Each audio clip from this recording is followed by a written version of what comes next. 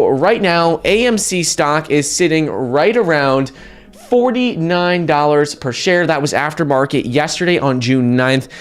Today, pre-market, it is sitting at $47.44 per share. And the big news here is that yesterday evening, actually, AMC on their investor relations website, they came out with a report. And what this report explains is how many shares are currently available. It says how many shares outstanding. That means how many shares are able to be, traded at any given point. They said that. They said there are about 501 million shares outstanding as of June 2nd, 2021. And this is important because this tells us exactly how many shares people are buying, how many shares people are selling, and it also gives us a little bit of a look into, are there synthetic shares? What's going on there? Should there be a massive short squeeze because of this? How much institutions own as well? So right now they explain how as of June 2nd, there are 501 million shares, and also there are 4.1 million shareholders, individual shareholders, that are eligible to vote in the upcoming shareholder meeting. They said the upcoming shareholder meeting is scheduled for July 29th, and if you owned shares on June 2nd, 2021, then you'll be able to vote in this upcoming meeting. But the important part of this is not how many shares are outstanding. That is important, but it's some of the other specifics, which is that they said right now out of all the shares available, out of the 501 million shares, they said more than 80% of AMC shares are held by a broad base of retail investors with an average holding of around 120 shares. That's important. So I did a little bit of research, found some posts on Twitter, some people talking about it on Reddit, and they broke down the numbers of this because it sounded a little bit off to me. So when you're looking at the numbers right now, it explains how, let's move this up a bit. It explains how right now there are 501 million shares total. And they said that 80% of these shares are owned by retail investors. So when you're looking at retail investors, someone actually did the math down here. They said 4.1 million shareholders multiplied by an average of 120 shares. So that equals 492 million shares. So that's where they got this number, owned by retail investors. First of all, that alone doesn't make sense. Those numbers don't add up because according to AMC in their report, they said that 80% of shares are owned by retail investors, but they said it's at an average of 120 shares. They said an average investor owns about 120 shares. So that doesn't add up. They said 4.1 million shareholders own 120 shares on average. And when you're looking at that, right away, that brings us to 492 million, and 492 million is about 98%. So right there, that doesn't add up. Next thing is with short interest, according to Bloomberg Terminal, according to other sources, right now short interest is around 100 million shares. And also insiders, major holders, insiders add up to another 115, and insiders another 165. So based off of this alone, it brings it says that there's 174% of the shares being traded. And that shouldn't be the case. Either way, something with the math seems a bit off. I'm not going to lie, because AMC says that there's 4.1 million shareholders that own an average of 120 shares.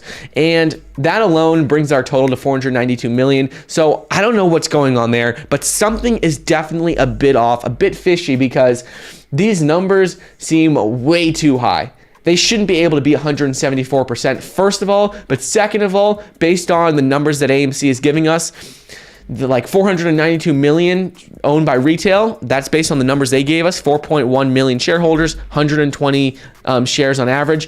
That does not add up to 80%. That is 98%. So something is just off, and we don't know exactly what's going on, but all we know is something is definitely off with these numbers. Short interest is definitely higher than people are reporting, and that's a great sign for us moving forward. In addition to this, in this report, it talks about how AMC is the largest movie exhibition company in the United States. It explains how right now they have about 950 theaters, and they have 10,500 screens across the globe. This is great because if we're looking at it long term, they have a lot going for them. They've raised a lot more capital. They could definitely continue to raise more money and grow long term. So this is just a good sign. And between short interest, all those numbers being a bit off, what's going on with the actual fundamentals of the company, things are definitely looking much better, and the short squeeze definitely could happen very, very soon. In addition to this, we had someone who actually came out and changed their mind on AMC because previously, Jim Cramer, he's come out and spoken on AMC a lot. He's said multiple times that really, he tells people to sell at GameStop, sell AMC. People are not a big fan of him. But it seems like he's actually changing his mind. And just yesterday, he came out and said that he is not against GameStop or AMC. He's not against buying them at these current levels. So let me play a clip for you right here. Which is why I've become a hated figure on Reddit's Wall Street Bets, probably the most hated person in their universe. And that's the betting sheet that's ground zero for meme stock investing. According to these younger investors, or at least I assume they're younger, given that it's all anonymous, selling GameStop is just an outright sin, no matter how much money has been made. They hate those on the other side of the trade, particularly short sellers, but also baby boomer guys like me who cancel people that take some profits because of my core tenets. In other words, my learned behavior is worthless to these people who castigate anyone who tries to help them, even when those people turn out to be right. You could have saved yourself a fortune if you sold GameStop at 400 and bought it back at 40. Now, I understand risk. It's possible to be too prudent. But I'm not against GameStop or AMC at these levels. GameStop's currently below where I told you to ring the register in January. It's now getting hammered in after-hours trading. Wake up a terrific quarter, frankly. Management did so. They said they'd sell maybe another 5 million shares in what's known as an at-the-money transaction. You probably won't even notice it, frankly, if you're in the stock. These companies now have the ability to reinvent themselves because higher stock prices have allowed them to raise capital. I like that. That said, if you've ridden them up from much lower levels, hey, take a little off the table. These stories could always get dinged like GameStop's currently doing, even though their numbers were good. And they're bringing in a couple of really seasoned Amazon alums to run the company. I'm talking about great people. So he basically starts to say that right now, even though he had said to sell them at previous points in time, he wasn't bullish on them, he didn't like them, people hated him for saying to sell it.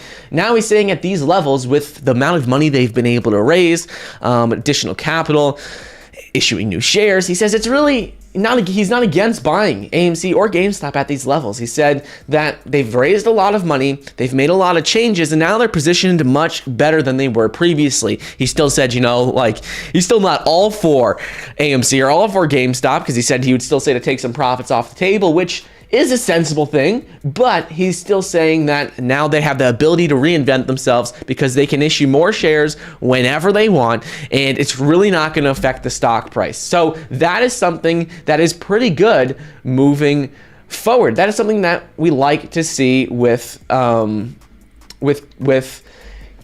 AMC. They can always issue more shares, always raise more money, and it's not going to affect their price, which isn't the usual thing, the typical thing in the stock market, but it's what we're seeing with AMC and GameStop.